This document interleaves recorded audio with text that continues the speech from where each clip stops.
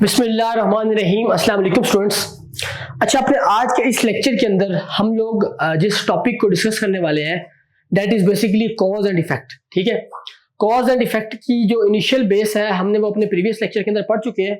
अपने इस लेक्चर के अंदर हम लोग बेसिकली इस चीज को डिस्कस करेंगे कि कॉज एंड इफेक्ट के अंदर हम लोग किस तरह से क्वेश्चन को सॉल्व करने वाले हैं, किस तरह के क्वेश्चन आने वाले हैं और हम किस तरह से इस चीज को फाइंड आउट करने वाले हैं कि यार स्टेटमेंट में से कौन सी स्टेटमेंट का पार्ट कॉज है और कौन सी स्टेटमेंट के पास इफेक्ट है। ठीक है, और ये देखेंगे कि क्या ये दोनों की दोनों स्टेटमेंट्स भी कॉज हो सकती हैं और दोनों की दोनों स्टेटमेंट्स इफेक्ट भी हो सकती हैं, और ये भी देखेंगे कि आपस में उन दोनों का कोई रिलेशन बन रहा है या दोनों की दोनों आपस में इंडिपेंडेंट स्टेटमेंट्स हैं। ठीक है, अच्छा तो चलते हैं सबसे पहले अपने पहले क्वेश्चन पे।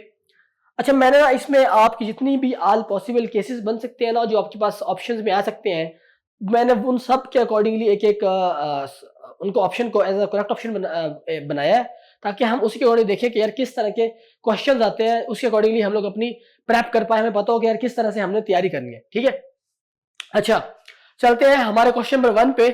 अब हमारे पास क्या चीज अवेलेबल है यहाँ पे, हमारे पास यहाँ पे अवेलेबल है हमारे कुछ क्वेश्चन। ठीक है, हमारे पास अवेलेबल है कुछ क्वेश्चन अवेलेबल है हमारे पास, उसमें 2 स्टेटमेंट्स अवेलेबल है। ठीक है, और यहाँ पे 5 ऑप्शन अवेलेबल है। वैसे आपके पास होते हैं 4 ऑप्शंस। ठीक है, बट मैंने 5 ऑप्शन यहाँ पे इसलिए लिखे हैं ताकि इस तरह के 5 ऑप्शन होते हैं, मतलब कि बाजू का कोई ऑप्शन एक स्किप कर देते हैं इसमें से, पर मैंने पांचों के पांचों ही लिख दिया ताकि थोड़ा सा फाइंड आउट करना भी डिफिकल्ट हो और हमें पता हो कि यार एग्जैक्टली किस तरह से हम अपनी अप्रोच को लेकर चल रहे हैं। ठीक है, अच्छा अब बेसिकली एक ना सिंपल सी अप्रोच पहले डिस्कस करते हैं जो कि मैंने पिछले लास्ट लेक्चर के भी लास्ट में डिस्कस की थी, और हम अपने इस लेक्चर को भी इसी अप्रोच से स्टार्ट करने वाले हैं। दैट इज बेसिकली कि हमारे पास यहाँ पे ना 2 स्टेटमेंट्स हैं, इनमें से एक कॉज होगी और दूसरी इफेक्ट होगी। ठीक है, दूसरी इफेक्ट होगी और हम इनके दरमियान ना 100 को यूज करेंगे, 100 को। अब ये जो 100 होता है कि बताता है तो ये बताएगा कि जो इससे 100 से पहले वाली चीज है वो कॉज होगी और जो 100 के बाद वाली चीज है वो इफेक्ट होगी। ठीक है, अब हमने सेम इसी तरह से इसको करना है क्वेश्चन को सॉल्व। अच्छा, क्वेश्चन को सॉल्व करने से पहले हम अपनी अप्रोच को इस तरह से लेके चलते हैं कि हम समझेंगे सबसे पहले कि यार ये लिखा क्या हुआ है, एग्जैक्ट बात बताई क्या गई है हमारे क्वेश्चन के अंदर। ठीक है, वो कह रहा है कि students begin solving mixed subject MCQ set instead of subject wise blocks during revision. उसने अब देखो उसने कहा बच्चों ने शुरू कर दिया है, ठीक है, एक काम को शुरू किया है mix subject wise MCQ sets. ठीक है, स्टूडेंट्स ने जो ऐसे जो क्वेश्चन सॉल्व करने शुरू कर दिए, ऐसे एग्जाम देने शुरू कर दिए जिसके अंदर सारे के सारे सब्जेक्ट्स की बातें होती हैं, सिर्फ एक सब्जेक्ट का पर्टिकुलर एग्जाम नहीं दे रहे वो सब। ठीक है, क्योंकि उनका ठीक है instead of subject wise block. इसकी वजह से क्या हुआ, वो कह रहा है कि their ability to quickly switch between concepts during the grand test improved. ठीक है, अब यहां पे 2 बातें हैं, नीचे वाले में उसने बात की हुई है कि उनकी एबिलिटी बन गई। ठीक है, तो और क्योंकि उनके एबिलिटी बन गई कि वो इजीली डिफरेंट कॉन्सेप्ट्स के दरमियान अपने माइंड को स्विच कर सकते हैं। ठीक है, अब हम ना यहाँ पे अपना यही रूल लगा के देखते हैं 100। ठीक है, अब हमने 100 लगाने से हमने ये देखना है कि क्या हमारी जो सेंस है वो मेंटेन करी है या सेंस खत्म हो रही है इस चीज की। ठीक है, वो कह रहा है students begin solving mixed MCQ subject mix MCQ set instead of subject wise blocks. अब देखो जब एक बंदा मिक्स सेट सॉल्व करेगा तो उसके बाद वो कह रहा है so their ability to quickly switch between concepts during the grand test improved. ठीक है, अब देखो ये ना एबिलिटी यहाँ पे उसकी एबिलिटी बन गई है। अब एबिलिटी 2 तरह से बनती है, इनहेरिटेड हो या एक्वायर्ड हो। ठीक है, उसकी एबिलिटी बन गई, यहाँ पे हमें लॉजिकली बात को सोचना, थॉट प्रोसेस को यूज करना है। एबिलिटी कैसे बनी होगी, वजह तो होगी क्योंकि उसके पता था कि किस तरह से सब्जेक्ट के दरमियान हम लोगों ने स्विच करना है। क्यों पता था कि उसने mixed subject wise MCQs solve पहले किए हुए थे। अब इस केस के अंदर ये इफेक्ट है, एबिलिटी है, एक्वायर्ड हुई है चीज, क्या कोई कॉज तो होगा, तो ये इस चीज का कॉज है यहाँ पे।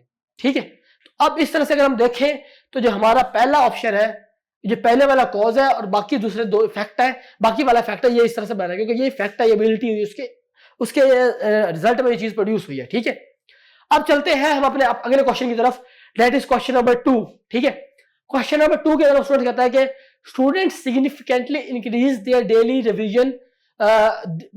Revision hours after mid term. ठीक है, वो कह रहा है कि स्टूडेंट्स ने अपने मिड टर्म के बाद अपनी डेली रिवीजन के जो घंटे हैं वो बढ़ा दिए। ठीक है, their mid term performance dropped below their expected average. ठीक है, अब हम ऐसे करते हैं कि हम दोनों के बाद ना 100 लगा कर करते हैं कि यार क्या इसमें से कॉज बन रहा है और क्या इसमें से इफेक्ट बन रहा है। ठीक है, अब अगर हम लेट्स सपोज यहां पे 100 लगाते हैं तो हम बनाते हैं लॉजिक। ठीक है, वो कह रहा है कि स्टूडेंट्स ने अपने जो डेली रिवीजन के और है वो बढ़ा दिए मिड टर्म के बाद, उसकी वजह से उनकी मिड टर्म की परफॉर्मेंस जो है वो एक्सपेक्टेड से बिलो आ गई है।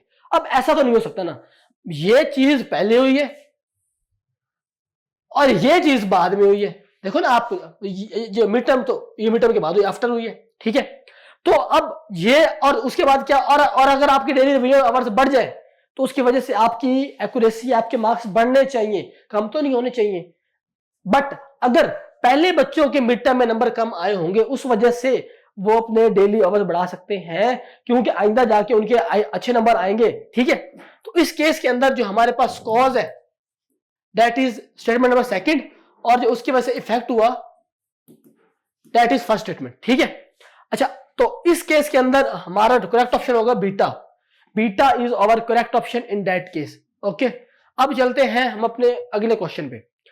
This is question number 3। ठीक है, अब इसके अंदर हमने ना सबसे पहले इंटरप्रेट करना है कि क्या चीज बताई गई है, फिर हमने सो या देयरफॉर लगा के देखना है कि किसके अंदर सेंस बन रही है, कौन सी बात आप, कौन सी चीज आपकी अकल तस्लीम कर रही है, और उसके बाद हम देखेंगे कि हमारा करेक्ट ऑप्शन क्या है।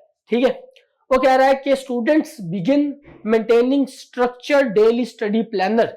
ठीक है, अच्छा, वो कह रहा है कि स्टूडेंट्स के पास ना डेली स्टडी प्लानर है और उन्होंने उसको मेंटेन करना शुरू कर दिया है। ठीक है, स्टूडेंट्स ने स्टार्ट कर दिया अपने स्टडी प्लानर को डेली मेंटेन करना। ठीक है, फिर वो कहता है their test and anxiety level decreased gradually.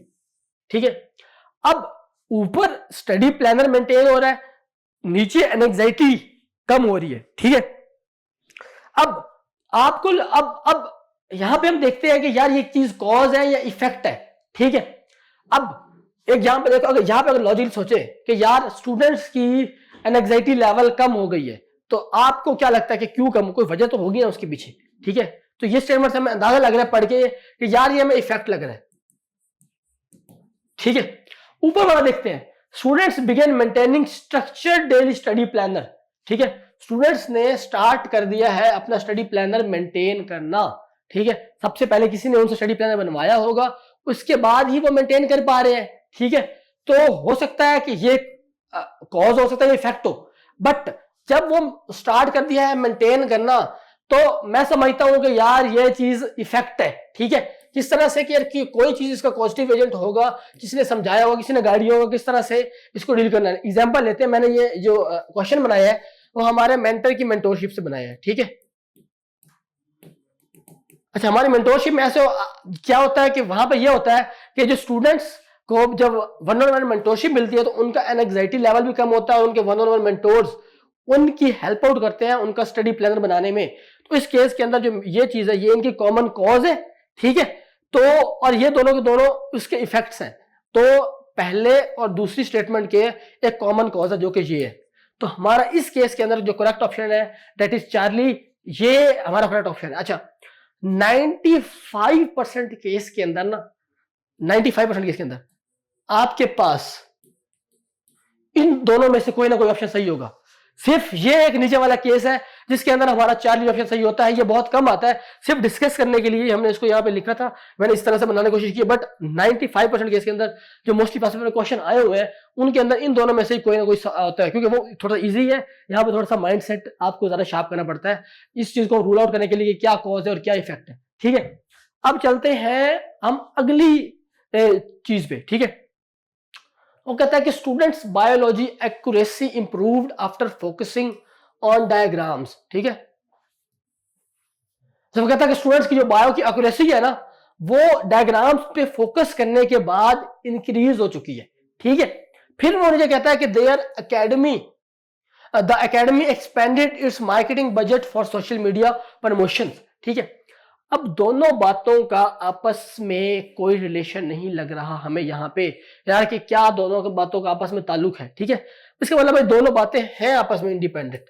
ये पता चल गया कि यार एक तरफ मार्केटिंग की बात हो रही है और एक तरफ बात हो रही है कि जी एक्यूरेसी इंप्रूव्ड होगी। ठीक है, अब हमने ये देखना कि ये क्या चीज है, ठीक है। अब ये देखो यहाँ पे ना खुद ही बताया गया है कि स्टूडेंट्स की बायो की इंप्रूवमेंट हो गई है, उनकी बायो इंप्रूव हो गई है, ठीक है। अब इसका मतलब है कोई इफेक्ट है, कोई कॉज होगा इसका, ठीक है। अब उसके बाद क्या है, the academy expanded its marketing budget for social media promotion. अच्छा, यूजली एकेडमी मार्केटिंग बजट नहीं लगाती होगी अपना सोशल मीडिया पे, बट अब उसने लगाना शुरू कर दिया है। कोई इसकी भी कॉज होगी कि उनकी मार्केटिंग डिक्रीज हो गई होगी, उनकी सेल डिक्रीज हो गई होंगी, तो ये भी हमारे पास इफेक्ट है, ठीक है। अब देखो, अब हमारा यहां पे देखे ना, मतलब जो ऑप्शन नंबर डी है, जो डेल्टा ऑप्शन है, वो हमें ये कह रहा है कि both 1 and 2 statement are effect of independent causes. मतलब कि ये दोनों अलग अलग इनके कॉजेज थे और उनकी वजह से ये दोनों इफेक्ट्स प्रोड्यूस हुए हैं